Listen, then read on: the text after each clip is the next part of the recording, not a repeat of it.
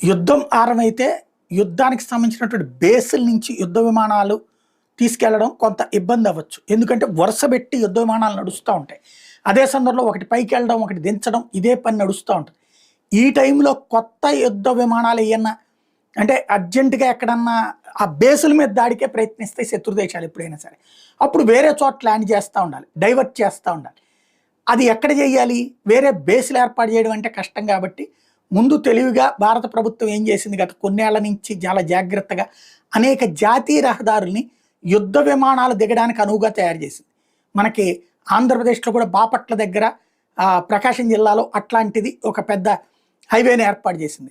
అట్లాగే ప్రతి రాష్ట్రంలో కూడా 3-4 అట్లాగే యుద్ధ విమానాలు దిగేంత పటిష్టమైనటువంటి జాతీయ రహదారిని ఏర్పాటు చేసింది.